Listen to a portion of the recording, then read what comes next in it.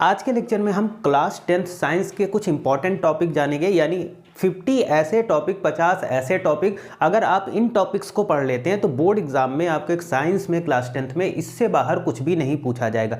ये सभी टॉपिक आपके 2025 बोर्ड एग्जाम के लिए इंपॉर्टेंट है। सिर्फ साइंस में आपको इन्हीं टॉपिक को पढ़ना है, इससे बाहर कोई भी क्वेश्चन साइंस का नहीं आएगा। प्रीवियस ईयर पेपर अगर आप उठाएंगे तो देखेंगे इन्हीं टॉपिक से ही क्वेश्चन बने हैं। तो चलिए हम देखते हैं कौन कौन से इंपॉर्टेंट टॉपिक्स हैं। ठीक है, तो क्लास 10th साइंस की बात करते हैं, 50 इंपॉर्टेंट टॉपिक की बात करते हैं। तो कौन कौन से इंपॉर्टेंट टॉपिक है? पहला है जैसे कॉम्बिनेशन एंड डीकम्पोजिशन रिएक्शन। बेटा ये टॉपिक है, हिंदी में इसको बोलते हैं संयोजन तथा वियोजन अभिक्रिया। बहुत ही ज़्यादा इंपॉर्टेंट टॉपिक है, इसको पढ़ के जाना है। प्रीवियस ईयर बोर्ड एग्जाम में पूछे गए यहाँ से क्वेश्चन है और ये टॉपिक बहुत इंपॉर्टेंट है। सेकेंड टॉपिक की बात करते हैं एक्सोथर्मिक एंड एंडोथर्मिक रिएक्शन। ठीक है, हिंदी में बोलते हैं इसको ऊष्माक्षेपी तथा ऊष्माशोषी अभिक्रिया।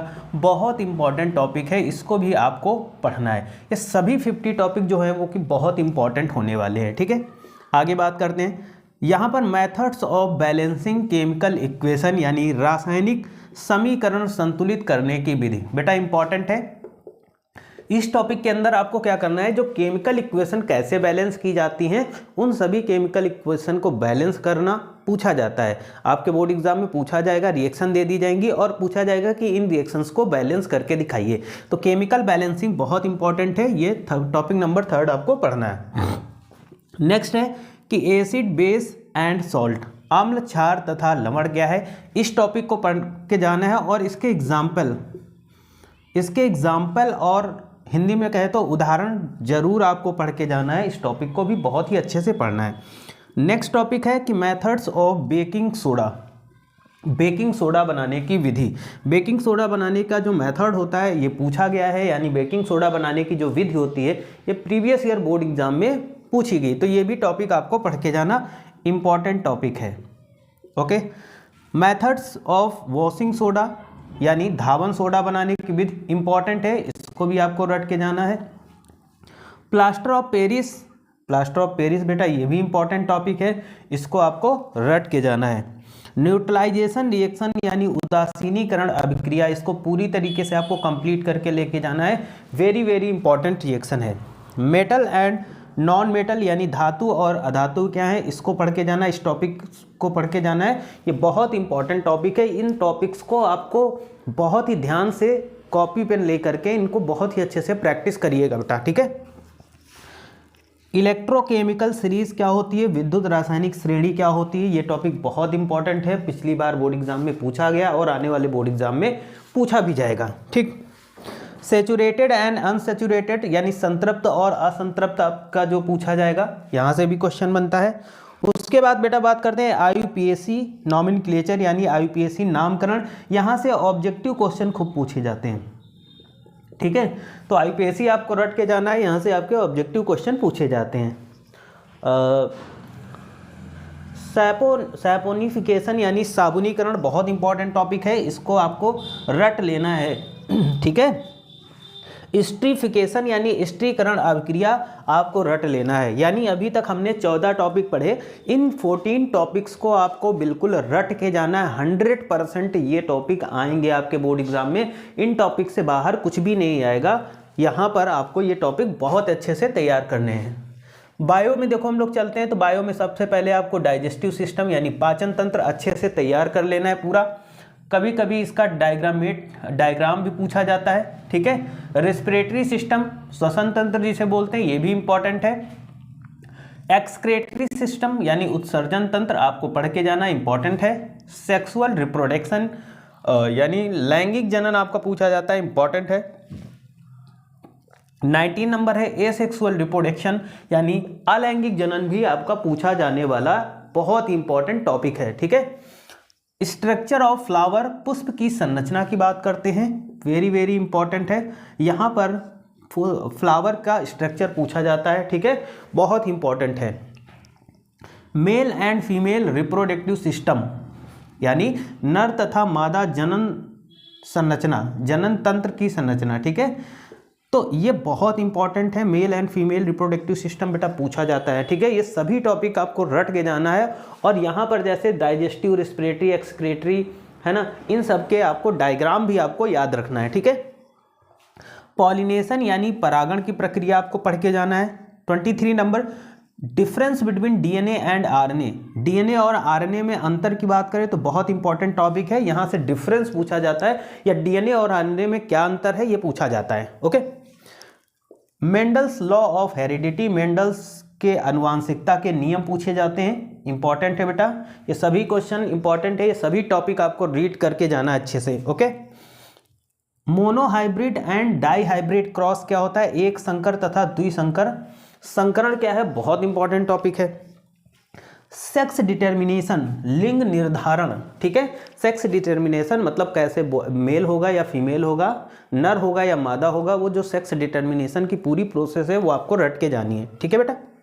ह्यूमन ब्रेन यानी मानव मस्तिष्क का डायग्राम आपको रट के जाना है, ठीक है, और इसके बारे में भी अच्छा पढ़ना है। नर्वस सिस्टम यानी तंत्रिका तंत्र का डायग्राम भी आपको अच्छे से रटना है, प्लस नर्वस सिस्टम के बारे में भी आपको बहुत ही अच्छे तरीके से रट के जाना है। फिर नीचे फिजिक्स स्टार्ट हो जाती है। पहला टॉपिक यहाँ पर देखिएगा 29 नंबर पे है, रिफ्लेक्शन ऑफ लाइट, प्रकाश का परावर्तन। रिफ्लेक्शन ऑफ लाइट बहुत बार पूछा गया, ये सभी देखो, सभी ये 50 के 50 टॉपिक आपके सारे इंपॉर्टेंट हैं, ठीक है। यहाँ पर 23 होएगा image by concave and convex mirror.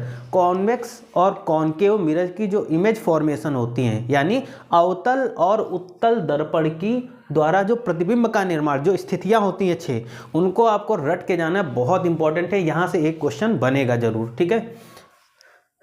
Refraction of light, प्रकाश का अपवर्तन। प्रकाश का अपवर्तन बहुत ज़्यादा पूछा जाता है, बहुत इंपॉर्टेंट। 32 है formation of image by lens, यानी लेंस से प्रतिबिंब का निर्माण, ये भी टॉपिक आपको पढ़ के जाना है, क्वेश्चन बनते हैं यहाँ से। पावर ऑफ लेंस, लेंस की क्षमता आपको पढ़ के जाना है। मायोपिया यानी निकट दृष्टि दोष। हाइपरमेट्रोपिया यानी दूर दृष्टि दोष पढ़ के जाना है। ह्यूमन आई का स्ट्रक्चर पूछता है, यानी मानव नेत्र की बात करें, ह्यूमन आई टॉपिक की बात करें तो इसमें मानव नेत्र का स्ट्रक्चर पूछता है, और फिर उस स्ट्रक्चर को बना के उसको एक्सप्लेन करना पड़ता है। ओम्स लॉ, ये तो आपका वेरी वेरी इंपॉर्टेंट है ना, इसको तो आप बिल्कुल रट लीजिएगा, ओम्स लॉ, और इसके फॉर्मूलों के बेस पर आपको क्या करना है, न्यूमेरिकल भी सॉल्व करना है, ठीक है, न्यूमेरिकल भी सॉल्व करना है। इलेक्ट्रिक करंट क्या है, इंपॉर्टेंट टॉपिक है। विद्युत धारा जिसे हिंदी में बोलते हैं। इलेक्ट्रिक रेजिस्टेंस यानी विद्युत प्रतिरोध जिसे बोलते हैं। Series combination and parallel combination, श्रेणी क्रम और समांतर क्रम, इनसे न्यूमेरिकल, यहाँ से इस टॉपिक से न्यूमेरिकल आपका खूब बनेगा, न्यूमेरिकल आपसे पूछा जाएगा, ठीक है बेटा। अगला टॉपिक है मैग्नेटिक फोर्स लाइन, चुंबकीय बल रेखाएं, इंपॉर्टेंट टॉपिक है। Bio Savart law, bio Savart का नियम वेरी वेरी इंपॉर्टेंट है, देखो बेटा बायो सेवर्ट का जो लॉ है वो बहुत ज़्यादा इंपॉर्टेंट है, पूछा जाता है। Fleming's left hand right hand rule, यानी फ्लेमिंग के बाएं और दाएं हाथ का नियम, ये भी आपका वेरी वेरी इंपॉर्टेंट में रहता है, ये टॉपिक बहुत इंपॉर्टेंट है, ठीक है। Maxwell's right hand screw law, Maxwell के का दक्षिणावर्त पेच का नियम बहुत इंपॉर्टेंट है, इसको आप वेरी वेरी वेरी इंपॉर्टेंट में रखेंगे। डिप्लेशन ऑफ ओजोन लेयर, मतलब ओजोन परत का अपक्षय कैसे होता है, बहुत इंपॉर्टेंट है, पूछा जाता है, ठीक है। सोर्स ऑफ एनर्जी, यानी ऊर्जा के कौन कौन से सोर्स हैं, ये भी क्वेश्चन पूछा जाता है। यहाँ पर 48 हुए हैं, 2 टॉपिक और छूट गए हैं, मैं बता देता हूँ। फैराडे का नियम और विद्युत धारा के चुंबकीय प्रभाव, ठीक है। देखो एक टॉपिक आ जाएगा आपका फैराडेज लॉ, यानी फैराडे का नियम, ठीक है, ये 49 नंबर का टॉपिक आपको रीड करना है। फैराडेज लॉ आपको रीड करके जाना है, और फैराडे के लॉ साथ में आपको एक टॉपिक और देखना है, विद्युत धारा के चुंबकीय प्रभाव, ठीक है। ये टोटल के टोटल आपके हो गए 50 टॉपिक, और ये ऐसे टॉपिक है बेटा, इतना आप रट लीजिएगा। देखो अगर आप इतना रट लेते हो तो 100% ये गारंटी रहेगी कि साइंस में इन टॉपिक से बाहर कुछ भी नहीं आएगा, यानी पूरा का पूरा पेपर आपको इसी से फंस जाएगा, ठीक है। तो आपको इन टॉपिक्स को बिल्कुल रट लेना है, क्योंकि पूरा पेपर आपका साइंस का इन्हीं टॉपिक से आने वाला है, ठीक है। और अगर किसी भी प्रकार का कोई आपको सजेशन चाहिए या कोई आप कुछ और आपको चाहिए तो आप कमेंट करके अपनी बात ज़रूर शेयर करिएगा। चैनल पे नए हैं तो चैनल को सब्सक्राइब करिएगा, वीडियो को जितना हो सके लाइक और शेयर करिएगा। Thank you for this class.